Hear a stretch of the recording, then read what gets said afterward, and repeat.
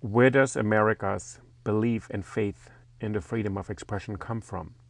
Stephen Solomon is Associate Director of the Carter Journalism Institute at New York University and the author of Revolutionary Dissent: How the Founding Generation Created the Freedom of Speech.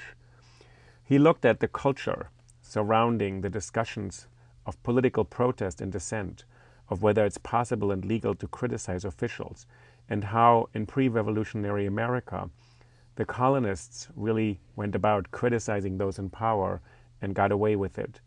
He talks about the way in which freedom of speech became ingrained in American culture and how this understanding informed both our popular and our legal debates to this day.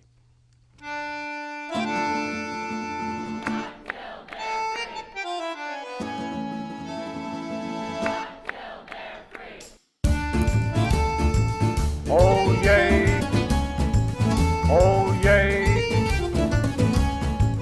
oh yay, oh yay, oh yay. Willkommen, bienvenue, welcome. No, this is not cabaret, it's Think About It, a podcast about the power of ideas and how language can change the world, with Uli Baer. Welcome, I am sitting here with Stephen Solomon. Thank you so much, Stephen, for joining me today on Think About It. It's completely my pleasure. Thank you for having me. So I've been looking forward to this conversation, Stephen. So you teach in the Department of Journalism at NYU. You're the Associate Director of the Institute. And you have a book that you brought, which is just a fascinating book about the generation of the nation's founders and how this first generation, the founding generation, created what we consider freedom of speech. It's called Revolutionary Dissent. And can you say a little bit how you got interested in these people over 200 years ago in the 70s, 80s, something like that, what they did, a lot of offensive things to assert their freedom of speech? Sure. Well, this goes to my teaching. I've been teaching First Amendment for about 20 years to freshman seminar, and also to graduate students. And what I found is they knew very little about the history. We would focus on cases, typically from the second half of the 20th century. But what was the sort of the historical precursors to that? And there were all kinds of strands of thought in various decisions, but I thought that going back and actually doing research into what was done during the founding period and how freedom of speech became ingrained in the American culture at that point would add a lot to the course. And so as I did more and more of that, I thought, well, maybe there's actually a book in this. And this is the history, you're right, is a really exciting history. It's not dry history of legal decisions and wrangling over the Constitution. It's right before the Constitution, right before independence. Yeah. Well, I mean, there is dry history because there's legal doctrine, and that's the doctrine the Patriots were rebelling against. And the legal doctrine said that, you were free to publish, free from prior restraints that came from England. But once you published something, you were completely responsible for what you said. And responsible to the extent that if you criticized the government, criticized a royal governor or parliament, you were subject to actually prosecution. I mean, people were put in jail for this in the 17th century in America. But then once the rebellion really started, with the Stamp Act, and people started coming out and saying this is not fair taxation or representation and all of that, it became a political movement. And people were protesting. And everything that they did in protest was technically a violation of seditious libel laws. And so if you trace all the things that were done and you look at, the pamphlets in the newspapers and the essays on the one hand, but then what was done in the streets with effigies and liberty trees, liberty poles, it was a very rich era of protest. And the public sphere just grew and grew exponentially. So, and this is in a moment when the American colonies are fairly small. Boston is for us, it's not even a suburb, right? The size is some. Oh, well, yes. I mean, I think the population was something like 3 million or so. Okay. So around the time of the Revolution. Okay. Of all of the colonies? Of all the colonies. So these towns are small, but Boston was about 16,000 people. 16,000 people. But you're saying that what they communicated, it wasn't just written pamphlets and newspapers, but they communicated in other ways because they wanted to reach as many people as they could. Right. And so the educated people were essentially reading what was coming off the presses. There were about 3 dozen newspapers or so on the eve of the revolution. They were published by people who owned presses, and they also put out pamphlets and broadsides, things that handouts. But the pamphlets and the essays, things that were published in the newspaper, were primarily directed to people who are well educated, the politicians, the merchants, the lawyers. So these are people who had a good education. They understood English law. They understood the history going way back, and they were English colonies. But with the passage of the Stamp Act, the patriots, those who were opposed to the Stamp Act, I'll call them patriots, although this is in a very early stage, what they realized very quickly is that they were not going to persuade Parliament to rescind the stamp tax without demonstrating that it was a broad-based movement. And they couldn't do that with pamphlets because not enough people were educated enough to really understand them and act on them. So in Boston, what they did is they reached out to the masses of people. And they, when I say they, it was a group called the Loyal Nine, which was a kind of a precursor to the Sons of Liberty. And these were merchants and others, politicians, and they reached out to a fellow, Ebenezer McIntosh. So Ebenezer McIntosh was a shoemaker. Oh, right. Yeah, you have that case in the book, right? So, and he was actually the leader of a gang in Boston. See that the North Gang and the South Gang would fight every year. Gangs were not like we think about gangs today, but they would have a free-for-all every year, the North and South side of towns. And Ebenezer McIntosh was the leader of the South side, and they prevailed in 1764, and so he became the leader. He knew everybody. So it was logical for the merchants and the lawyers and the politicians to reach out to a fellow like McIntosh who kind of knew everybody and could get out a big assembly. So they engaged him to create effigies of the British Prime Minister and the stamp distributor, which was someone in Boston, an American, and they put effigies up on the tree. Wait, but I thought there was a third effigy. Well, the third effigy I was going to get to. Yeah, I want to hear about the third effigy as well. Because that's the one where it gets interesting. Right, that's where it really gets interesting. They identified the biggest elm tree in town, which also was on the way into town, so everybody had to pass it by. And they put these effigies on a tree early one morning at 6 a.m. And with those two effigies of the British Prime Minister and the stamp distributor was an effigy of the devil. Right. So the point is pretty clear. Even if you can't read the law, you don't know who these people even are. You say these are evil, bad people.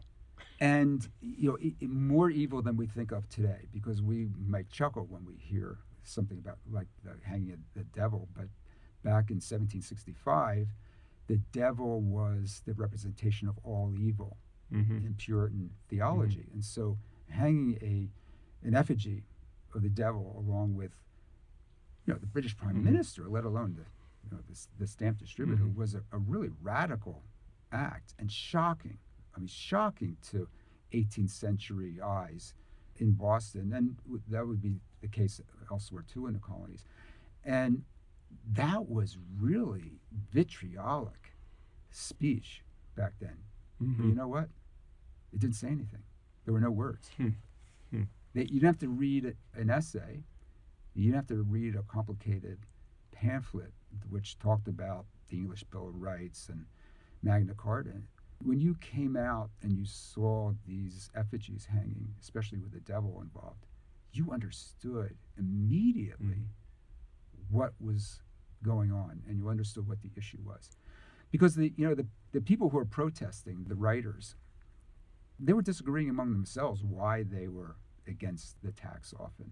And sometimes they went at each other. But there was clarity with symbolic speech, and that's what it was, symbolic speech. There was clarity when you went out to the Liberty Tree and you saw these effigies swinging in the wind. So it was not only clarity, but it was also kind of honey that attracted the bees. It was a spectacle. So you're saying there was more and more. So in some ways, this is a case or an instance where it alerted people to the power of symbolism, I guess, symbolic speech. We consider it symbolic speech. It wasn't words, as you said. It's a colony protesting against the ruler abroad. So in some ways, we have many colonies at this time in the world. I mean, the idea that someone would string the representative of England on a tree next to the devil in any of the other colonies which will take another 160 years for other countries to do the same. So the mood is to go against an unjust regime, a power or control or government that they don't consider. Right, by all means possible. Enlarge the public sphere of political participation to involve a lot of people. And the newspapers, if you read the colonial newspapers like the Boston Gazette, the following week, they described what happened, and they'd say, everybody left their workplaces that day to come out to the Liberty Tree. They came out to Liberty Tree. Yeah, and not only owning men could vote, but they made a point of saying that the women and children were among the people at the Liberty Tree, and that was important to spread the protest. And then, of course, they didn't have Twitter or smartphones to take photos or videos, but the accounts that were published in the Boston Gazette and a few other papers were distributed throughout the colony, as the newspapers were, by horseback, sometimes by ship. It would take about 3 weeks to get from Boston to South Carolina. Right. But you can actually trace the articles being republished. Going down the coast. And then you can trace the copycats. Okay. All through the colonies. They're retweeting. Yes, retweeting. Yeah. I mean, the copycats put up Liberty trees all over. So that became a symbol of to go against the undue exercise of power. So in this culture, so where's the opposition here? You said originally these are people who own newspapers, who are educated lawyers, businessmen, merchants, etc., really white men with property probably largely, but then they're including other people already. You said women and children, people who are not enfranchised at all. Right. I mean, most men were not well educated. They were artisans, maybe ship workers and merchants, merchant marine and things like that. And they came out to this too. And you had the whole population involved. I mean, not literally the whole population, but enough that it would get people's attention. And is there a lot of pushback at this point? The governor or the lieutenant governor of Massachusetts, so he's being attacked many times, right, and criticized. So it doesn't power then speak up and say, you cannot do this, you cannot criticize us in this. Well, they did. I mean, you can read the accounts of, for example, Royal Governor Francis Bernard in Boston writing back to his superiors in London. Of course, it took a while, right? It took like 6 weeks for a letter to get to London, and then they had to think about it there, and another 6 weeks back. So, and by that time, the situation would change quite a bit.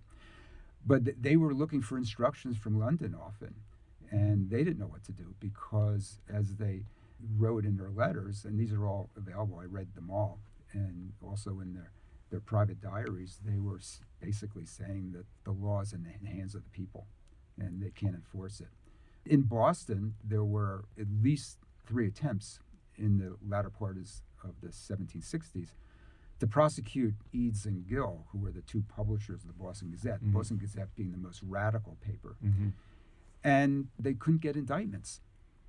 Even though they really had violated seditious libel laws with what they had published, but by that point, so many people were involved in protest, whether they're out in the street talking about this stuff in taverns or in coffee houses, gathering around Liberty trees and so forth. So many people were involved that when the prosecutors would go into court and ask a jury to indict, the juries wouldn't indict the Boston Gazette because, to the extent that we know, the feeling was that I'm not going to put up my neighbor in the hands of the authorities to put in jail, because this is exactly what I've done myself and everybody else I know. So it's interesting. So public opinion becomes formalized in this one moment through the jury that actually they're representing the public. But you're saying public opinion sort of moved toward it's okay to criticize the authorities. It should be permitted. Right. So seditious libel, that's the law we're talking about, goes back in England to 1275. So it'd been on the books for a long, long time. And it was imported, came ashore in the colonies because we're English colonies, but it was challenged here. So the law remained in effect. It was on the books, but it was ignored in practice. In practice, the people nullified it, essentially. They couldn't get an indictment. In New York, you had a fellow named Alexander McDougall who was arrested for criticizing the New York Assembly, which made a deal to provision British troops in exchange for some commercial bills of credit to enable merchants to send their goods abroad. And he was arrested, spent about 6 months in jail, He was a wealthy merchant. He could have paid bail, but decided not to because he and the Sons of Liberty concocted a plan to make him a martyr. And so you had Alexander McDougall, who was a martyr to liberty of the press. There were just stories all up and down the colonies. I mean, this was a deliberate effort. A deliberate effort. It didn't happen by chance. This was all planned to create martyrs, to get people out on the street, to, by every means possible, use what was available to them to protest. And so what you see happening is the birth of a culture where protest, dissent is acceptable. And you said the law came over from England, and you point out in the book that the law had been in England, although the British also had freedom of the press, but that they carved out, except for seditious libel, and that newspapers could be punished if they published the wrong thing. So they said they had freedom of the press, ultimately gained from the 13th to the 17th centuries in England, but they kept this part sort of on the books and say you could be tried for treason. So very quickly, 1275 was the seditious libel law passed by Parliament. 1606, it became even worse because originally a defense to seditious libel was a truthful publication. 1606, the Star Chamber rules that truth is no longer a defense to a seditious libel claim. In fact, truth exacerbated the libel because really there was, when you think about it, there's some sense to that because the authorities would have a hard time counteracting a truthful criticism, right? So what would they do at that point? So you had a seditious libel, and then with the coming of the printing press, the threat to the crown became enormous because now protests that was done through verbal communication or from scribes writing on parchment or whatever they used. Now you had a printing press, a kind of institutional means of expanding protest. And so, people could write stuff and, newspapers were born and things like that. So the reaction of the Crown and Parliament was to enact a number of laws for licensing and censorship. So before publication, you had to have articles approved. Those who had a printing press had to have a license from the Crown. So the two things together, you had pre-publication censorship, licensing and censorship. Right. And then if anything got through, anyway, you had seditious libel laws to take care of the dissenters who were not taken care of pre-publication. Right. So it was a pretty effective system. Then licensing expired around 1695. The Parliament didn't reenact it because of largely commercial pressures, because there was a big industry that wanted to be born, the publishing industry. So it expired, and what was left was seditious libel to control criticism and dissent. So the common law of England, and Blackstone writes about this in his commentaries, the common law of England said that freedom of the press in England meant the freedom from prior restraint and censorship. So Blackstone is much later as our system now, so you're 100 years into. But the system that was adopted here was the English system where there was freedom from prior censorship, but someone who wrote or published was responsible for what he or she wrote.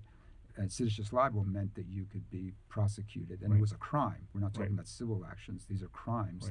You could be punished for criticism of the policy of a colonial assembly or a policy of the royal governor or parliament or the king. And so that's what they were rebelling about at that point. How much does it feed into the initial unease, I guess, and then the full-scale rebellion and revolution against British rule? Oh, yes, because, look, they're rebelling against the imposition of a number of taxes, the stamp tax, and then followed by a number of others, and other legislation that they feel is unfair to the colonies. And you have the Boston Tea Party and the Boston Massacre and all kinds of these publications. But to the extent to which the British government tried to punish dissenters, that created even a stronger sense that what you're dealing with here is an authority that, was bent on punishing and putting people in line. And you also keep in mind that the colonies are 3,000 miles away. And you point out something interesting. On the one hand, it's a bit of a triumphant story that we gain freedom of speech, freedom of the press. But you're also saying history is quite messy, because it's not that with independence all these things go away. And so your book covers the fact that it's not that all native-born Americans thought this is the good thing and we're never going to impose anything like this, and we got rid of this overnight. So he's saying something stays with us and that the struggle continues into independence, and it's still with us today. Yeah. Well, it's very messy because even back then, of course, there's loyalists.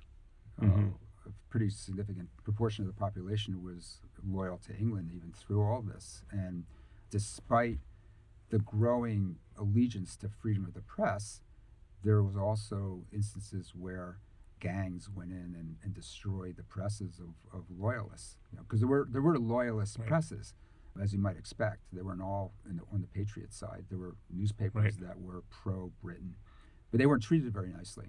Was there a fear that to overthrow the people in charge would also just lead to chaos? There's always this kind of anxiety that sort of even loyalists may just have been so fond of the king or parliament, but thought, what are we going to get rid of this? We're going to be in this anarchic? Well, I mean, everybody was fond of the king right up to the revolution. My image of the king is from the musical Hamilton. Yeah. So it's a very entertaining image, but it's probably not quite correct. Yes. Well, they were blaming the Patriots, the Sons of Liberty, and all those with them were blaming Parliament and the king's ministers for passing laws and policies that were very onerous and violations of English constitutional law. And so to the very end, they would go out to the Liberty Tree. They would do public demonstrations in the street, and then they would repair to the local tavern or coffee house, and they would have toasts to the king because they thought that the king was on their side. Oh, interesting. Okay. Until at the very end, when they made the final petition to the king, because they gave up on Parliament eventually, and the king, instead of coming to their aid, declared them to be in rebellion, and that's when they knew they had no recourse except to war. So the king was someone who was very special in their eyes until the very end. It took the very end for them to realize that he was not going to come to their aid, and in fact, he had his chance to fix things, but he was not on their side. Right. What happens after independence? So what happens with this question of especially this subcategory of seditious libel, or generally the right of the press and of individual citizens to criticize people in power? With the Declaration of Independence, you have now not colonies but states. And so they had to get together, each one of them, have conventions, a lot of them in 1776 or 77, and they had to draw up their own constitutions. Some of the constitutions had bills of rights, like the Virginia Declaration of Rights, which actually came in May of 76, shortly a couple months before the Declaration of Independence. And so in Virginia, they wrote a constitution, and George Mason wrote the Declaration of Rights, which included a provision protecting freedom of the press. And in this sense, he's protecting both against censorship prior to publication and repercussions or punishment for Well, that's the interesting thing. Nobody really knows. Because these were very general. It's like the First Amendment. Congress shall make no law. So both broad and non-specific. I mean, the First Amendment, when it was ratified in 1791, protects 5 very important democratic rights. There's 2 provisions on the freedom of religion that are considered one. So there's 5 in 45 words. Yes. So 45 words. So freedom of speech and press, if you isolate those, it's 14 words. You could have, had Twitter been around, you could have written a lot more. James Madison could have tweeted, freedom of speech and freedom of the press from the first federal Congress when they passed it, and then sent it out to the states for ratification. That's how short it is. So what can you say? So between the constitutional conventions and the kind of wrangling over various constitutions and the Constitution, then to the Bill of Rights. So the discussion is and must be informed, however, by the history you told, by this forming of public opinion, and that people started realizing actually we have the right to speak out against authority.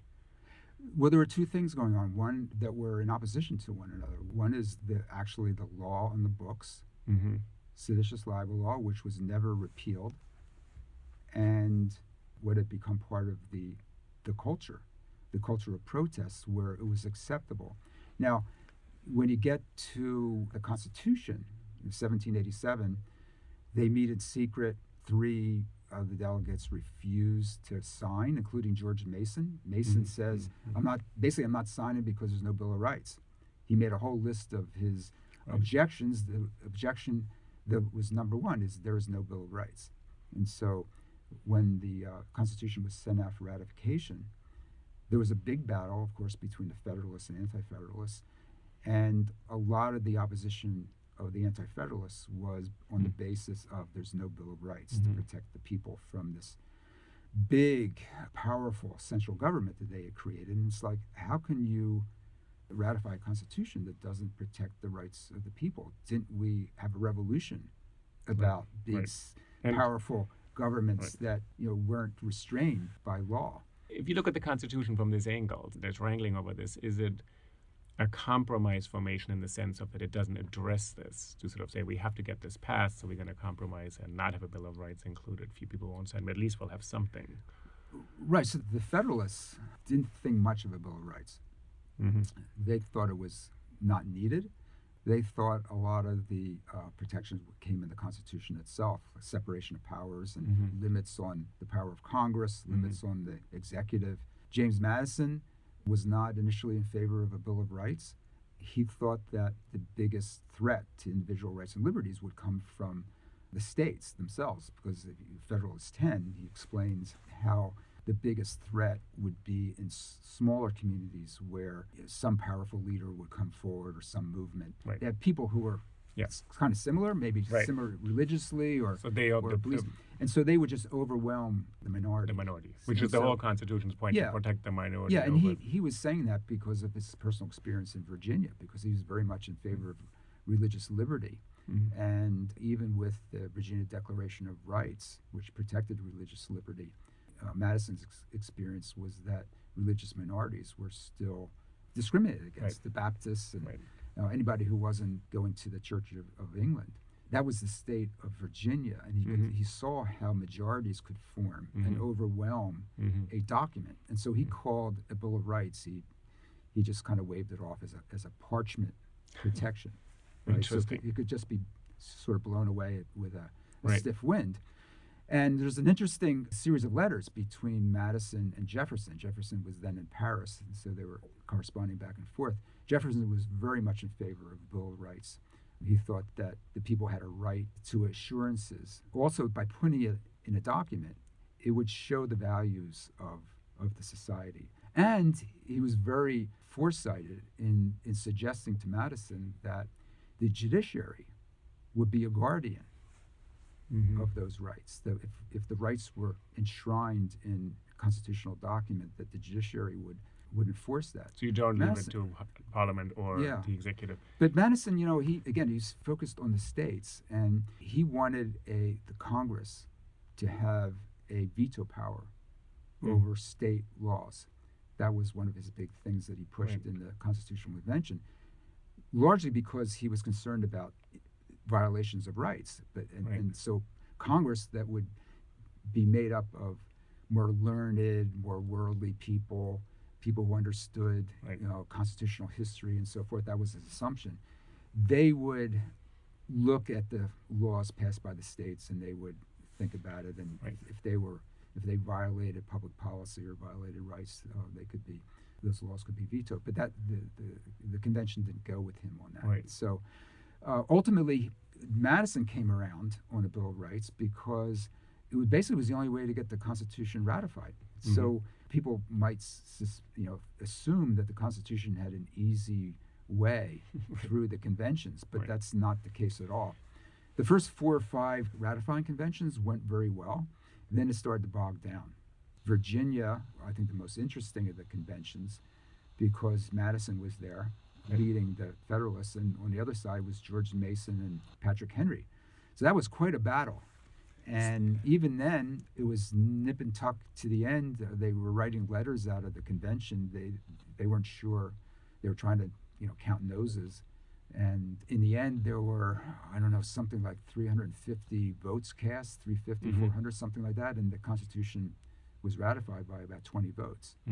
I'm going to ask you one thing about the Constitutional Conventions. And that's with a promise that there will be that in the first Federal Congress, a Bill of Rights would be considered. I'm going to ask you one question that has, of course, been one of the major questions of constitutional history. So this is a raucous debate, lively debate, important debate among a lot of learned men.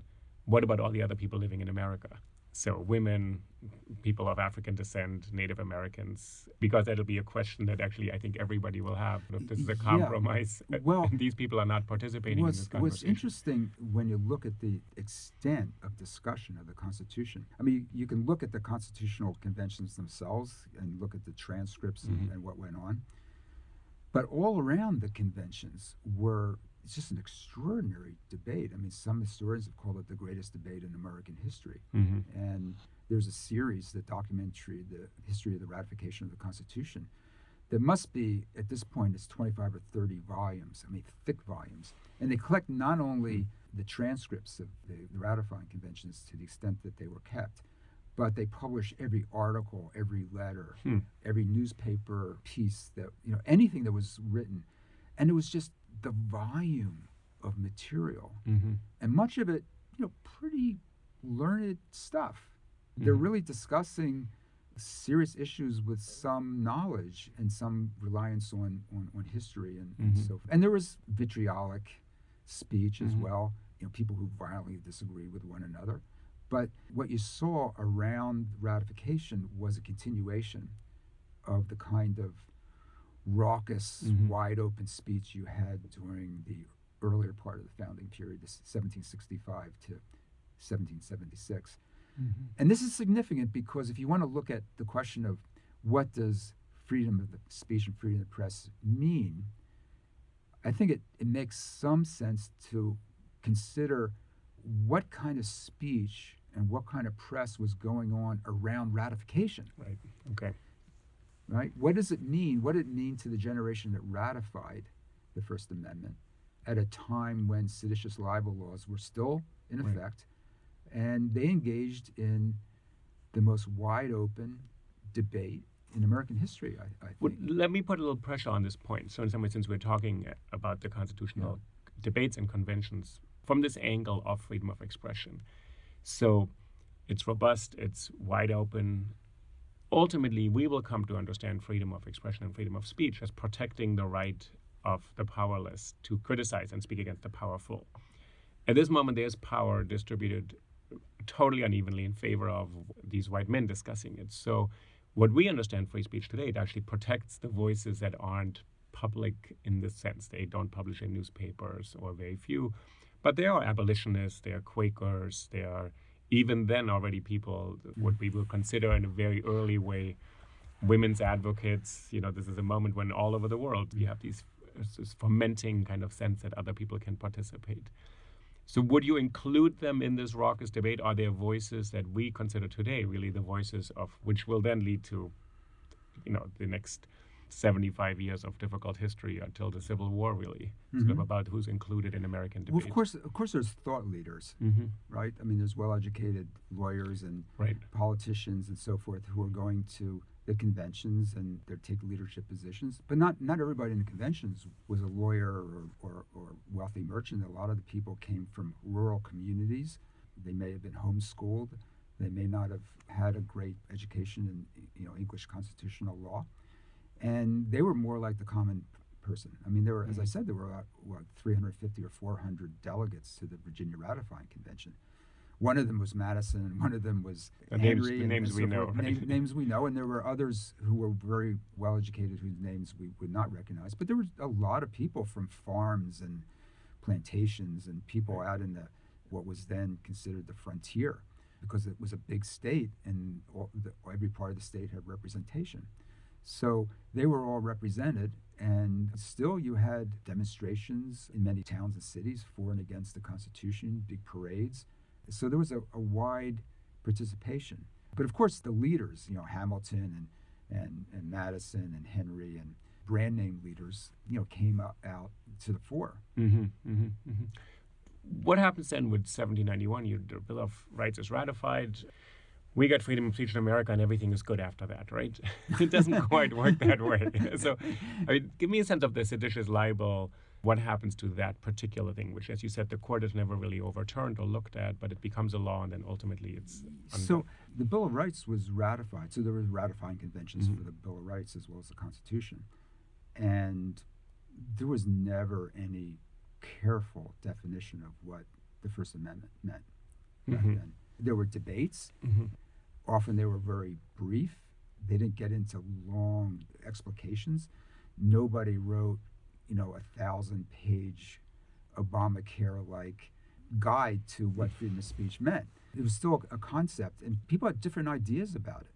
And so when you get out of that period, 1791, you still had a conflict between the laws on the books and the more popular meaning of free speech. And that really became very evident with the passage of the Sedition Act of 1798, which seems almost impossible that could have happened 7 years after ratification of the Bill of Rights. Well, American history is full of unexpected surprises, right? I mean, what a surprise. Right. There you had the Adams administration, Federalist. They controlled, obviously, Adams was a Federalist, and the two houses of Congress were Federalist. Jefferson was the vice president. Interestingly enough, he was a Democratic Republican because that's the way they did elections at that point. They didn't run by parties. Mm. So Jefferson got the second most votes and became the vice president. What was happening then was kind of a buildup toward a war with France, the first real military crisis in the new nation. And there was a lot of worries about French people already in the country, which led to the passage of the Alien Act. There was worry about people speaking out against the administration and perhaps using speech to foment movements internally that might get in the way of building up military forces and fighting France. Of course, the war didn't happen, but the law was passed, the Sedition Act, the 1798, which essentially made it a crime to criticize the government.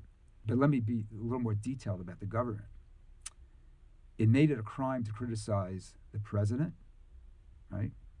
He was a Federalist, Adams, or either House of Congress. They were both in Federalist hands.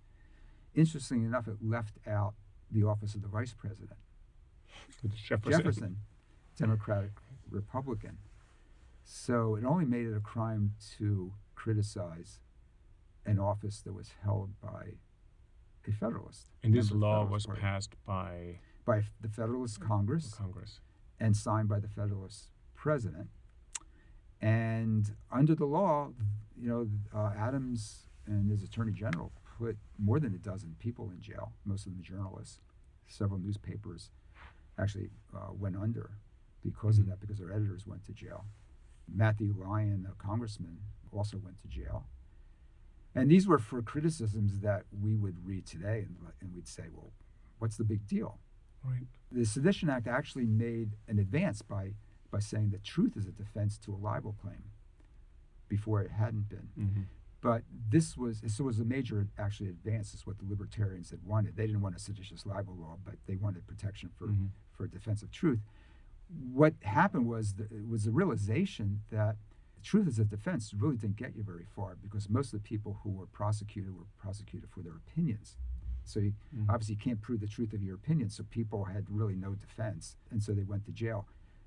But the opposition didn't hide under their table, their kitchen tables, or go into their storm cellars.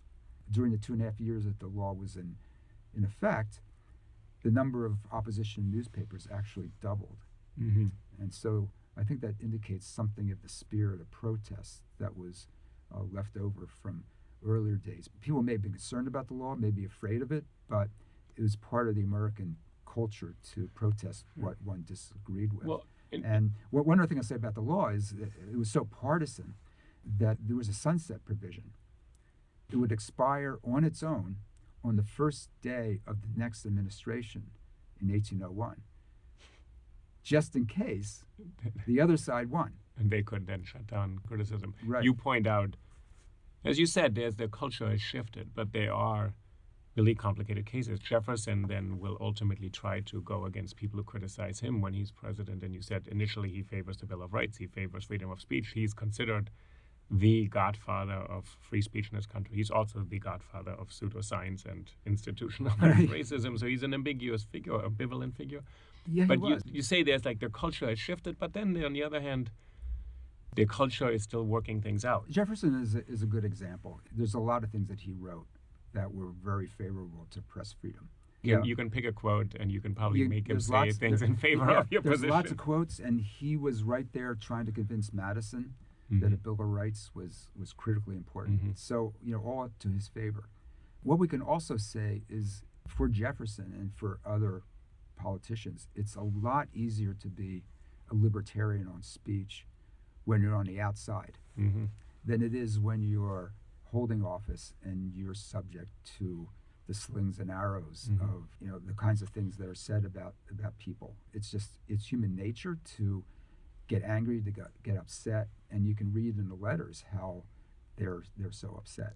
And it's human nature to lash out, and so people are not necessarily consistent, right? And holding the office of the president, as Jefferson did, and suffering the kind of criticism that he did, I'm not making an excuse for him, but it's at least understandable that he might have gotten a little short-tempered, at the very least, about the press that was going against him. And this is true of presidents generally. I mean, it's humanly understandable, but as you said, by this time the culture is moving in a direction, hopefully that will last, that the president can be as upset as he wants to be. So far it's only been men, so he can be really, really upset, but he cannot take legal action against the press. That's sort of becoming the... Jefferson wants to still change that, and afterwards we have variations of this. Yeah. But supposedly this is the understanding that drives American free speech culture. So there's the culture, but it's still possible to prosecute someone because the states pass laws, seditious libel laws, generally on the model of the Sedition Act, enabling truth as a defense to some extent. Right. They were used from time to time, but they were there like the sword of Damocles, ready to drop. Right. And that was the case for the next 150 years.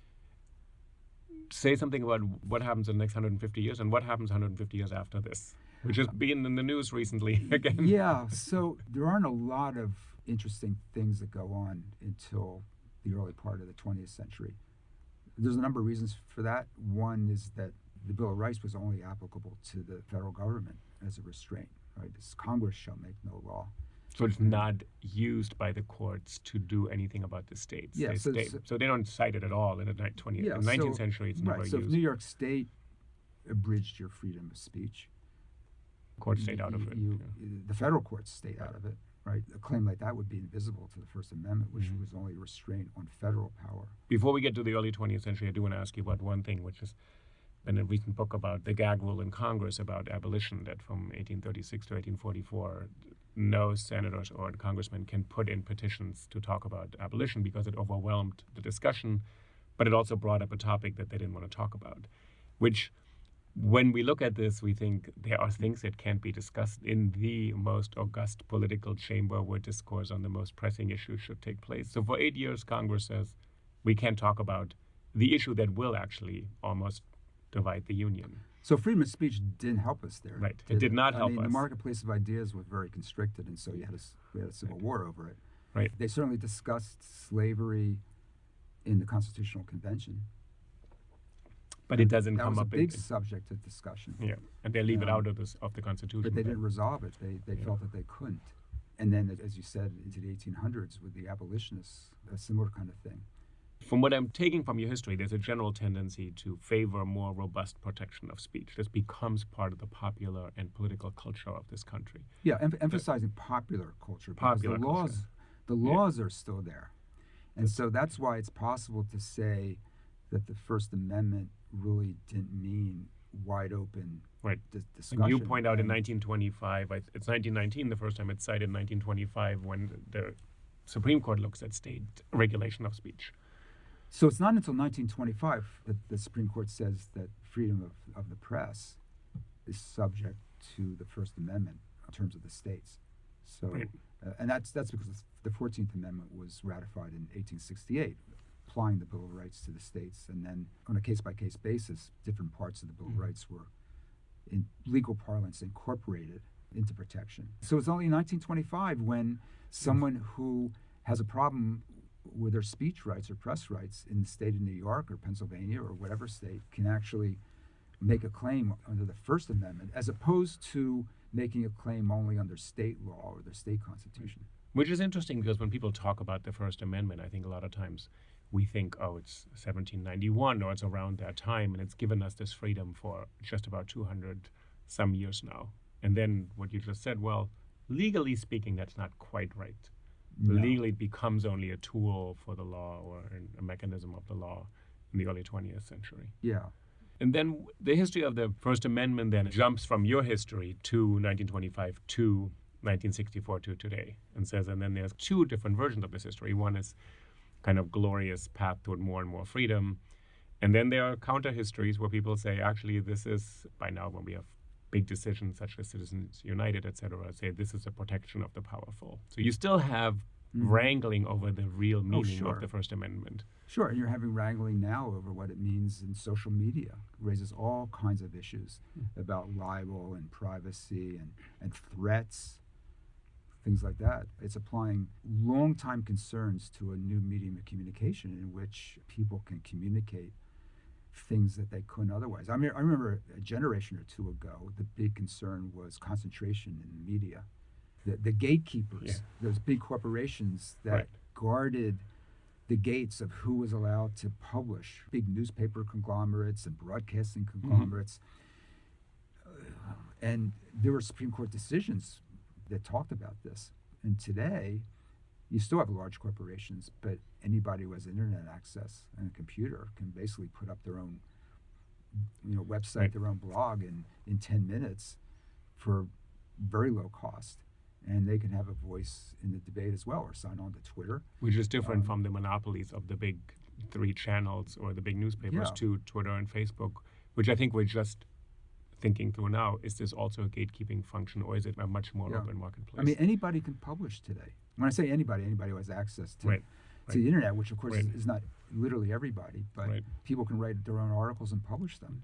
In terms of the history you've written, I mean, recently we talked about this briefly offline. Justice Clarence Thomas invoked the Sullivan Times decision of 1964, which really gives the really strong protection to the press, especially in terms of criticizing the government and through libel laws. So he brought this up recently in a dissenting opinion, the end of February. And the decision in Sullivan and Times was a unanimous decision by the court that says the press should be protected from government punishment.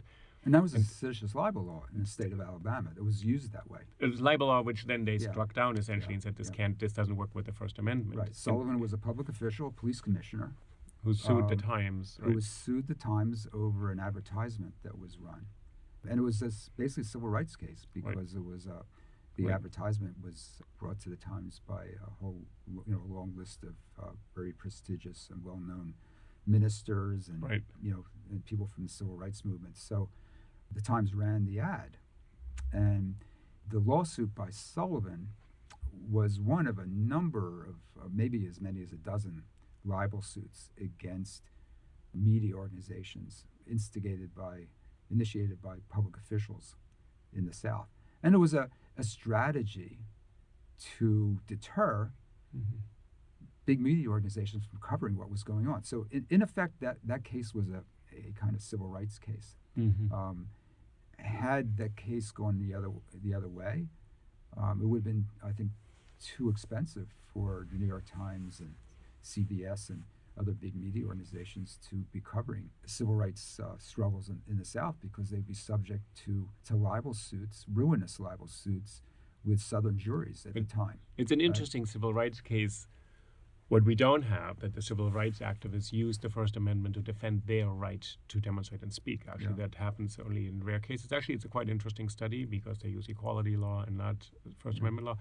But if you were to go into chambers or before the Supreme Court and say, I wrote a history on the founders, I actually know what the court calls the court of history, what public opinion was. And I would say, Justice Thomas, what you're trying to do is he's trying to refer us back to the time of the ratification of the First Amendment and says this never intended for the federal government or the Supreme Court to regulate how states understand libel law. Do you think he's right in this too? I mean, not is he right in the reopening, or is there sort of something that's been missed in this history that you wrote about?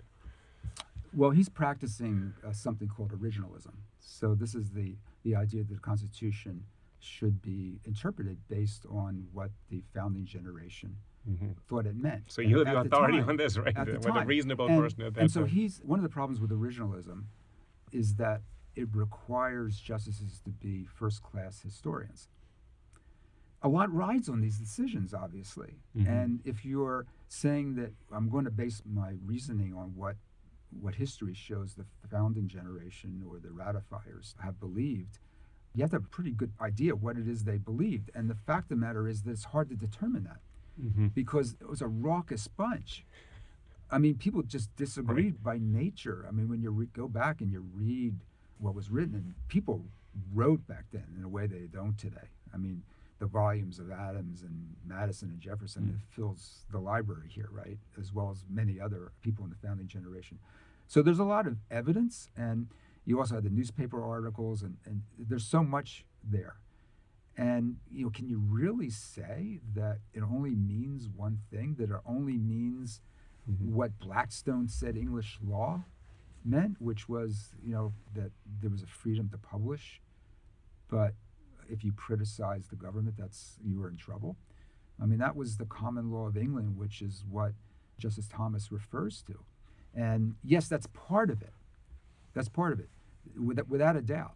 But the other part of it is there's a much richer history, which includes what people were actually doing and thinking on the streets, in the taverns, and in the songs that they wrote, and the engravings that they published, Paul Revere, and the martyrs like Alexander McDougall and the Liberty Trees. I mean, there's meaning in that too. That's part of history, and contemporaneous history with seditious libel law. And so I think if you're going to go back to that period, you're going to say, we have to go back and create a First Amendment that is consistent with founding history, then you better be prepared for all the rich history that's there and the inconsistencies that are there. You can't just pick out, well, the law in the books was that you could be punished, right? And it didn't include all these protections like a plaintiff has to prove a libel claim with, there was an intentional or reckless falsehood. Of course that wasn't back then. That's something the Supreme Court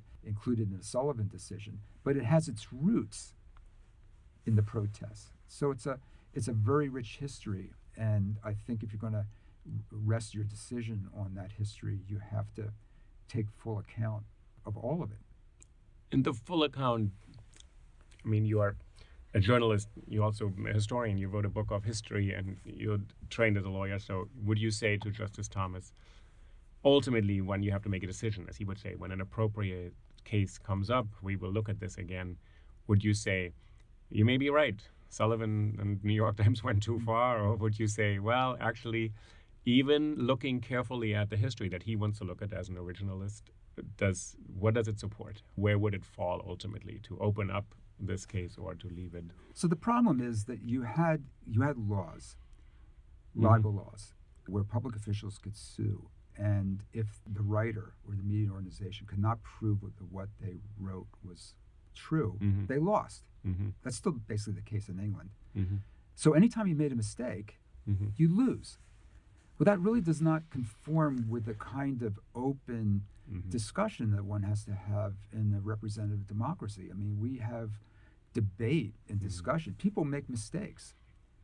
News organizations that do investigative reporting can spend 6 months on an investigation, and they can't ensure that every fact in there is accurate, no matter how much work they put in. I mean, something can be wrong because we're human. And to hold media organizations or writers individually accountable for any innocent mistake that they make chills speech. It keeps people from speaking. When there's too much liability out there, you keep far wide of that zone. And so you don't say a lot of things. You don't criticize. So what the New York Times decision did was it enabled people to make mistakes and protected them unless, in the case of public officials, unless there was a high degree of fault in making that mistake. That is, something was published as an intentional falsehood or a reckless falsehood. So innocent mistakes that we all make would be protected, but it would only be really high culpability kinds of errors where there was intention behind the error that would be punished. And I think this has served our democracy very well. It opens up debate. One can obviously say that maybe debate is sometimes too mean, too caustic, But who's going to make those decisions? What's acceptable and what isn't? We have an open culture. If you go back and read what was written and said back in the founding period, a lot of it was really, really mean-spirited. I mean, it would sound a lot like what you read today. We can have some hope that maybe Justice Thomas would look and read Revolutionary Dissent. I'm a little less confident that the president would make time to read this book, although he's also interested in reopening, as he said, these libel laws. I want to shift one thing before we close to the website you run, which is really more than a website, so firstamendmentwatch.org. Can you just say something what it is? Because it's a great resource for people, I think, who are interested in all the ranges that this topic touches on. So First Amendment Watch is officially a publication of NYU journalism, and I started it back in October of 2017. And the idea was to cover the current conflicts involving freedom of speech and freedom of the press, of which there are many, not all of them involving President Trump, although he certainly is right there on the front page often enough. But there's a lot of things obviously going on campuses and with offensive speech and bakers, campaign finance, abortion clinics. I mean, it covers the spectrum of social media, pressing issues. There's so many issues. And so we cover the news, and we also provide original legal and historical background and analysis as well. And we have outside contributors who write pieces, lawyers and scholars weighing in on some of the issues that are being discussed today. When we get into do a deep dive on an issue, we give all the historical background. We explain the law that's involved. If there's lawsuits, we present the complaints of the lawsuits, briefs, opinions. So it's kind of one-stop shopping, I think, for someone who's interested in keeping up with what's going on in that whole area. Yeah, I think it's a great resource. I like this round table function where you have different people weighing in on one issue, lots of different opinions, actually. They don't agree necessarily. I've read through all of them, and people disagree very strongly. Yes. That's productive. And I think it's a useful thing for, as you said, people who are genuinely interested in all these issues, and for teachers and instructors and students who want to learn more in a kind of sustained way. We have teaching materials on the website now. So they are basically how to teach these issues in different settings, college, high school, what do you have? Yes, so our approach is that a lot of people teach the cases, New York Times versus Sullivan, or the Pentagon Papers case, for example. And those cases, they're 50, 60, 70 years old, and the students read it and they learn the principles. But what's the exciting thing that we're able to do with First Amendment Watch is enable instructors to teach those cases and then take the students to the current day, cases that make the news now. They're in the headlines, many of them in media that they themselves use, like Facebook and Twitter, because there's so many issues involving that. So they get to apply the principles that they've learned from these old cases, apply them to what's going on today, with libel suits against, for example, Alex Jones and InfoWars. Right. And you've written about school cases, right? There's been a lot of interesting for students, especially with a political protest, or you wrote about how religious expression is or is not permitted in schools. So things that really affect their daily lives. Yeah. So in fact, just a couple of weeks ago was the 50th anniversary of the Tinker case, Tinker versus Des Moines, where a high school student protesting against the Vietnam War came into class one day with her siblings, and they were wearing a black armband, and they were disciplined for that. That case became a Supreme Court case 50 years old today. Well, so we did a special thing on that. And it's in many campuses today. People wear a MAGA hat or wear an anti-Trump hat or something like that. And what's happened in front of the Lincoln Memorial recently with these kids on a trip. So this is actually, I think, in their lives very active. Yes, well, and so the MAGA hat and the armbands and the NFL protests, right? So these things are familiar in the world of current students. You take them back through the website to the founding period, and they discover that this is the same kind of symbolic speech that the founding generation used when they put up their liberty trees and their effigies of the British Prime Minister and the devil. Another reason for our president to read Revolutionary Dissent, so when he wants to criticize the athletes expressing their political opinion. It's a centuries-old form of protest. It really is an American tradition. All right, Stephen, I want to thank you. So Stephen Solomon, thank you so much for joining me on the podcast today. Thank you for having me. I really appreciate it. Thank you.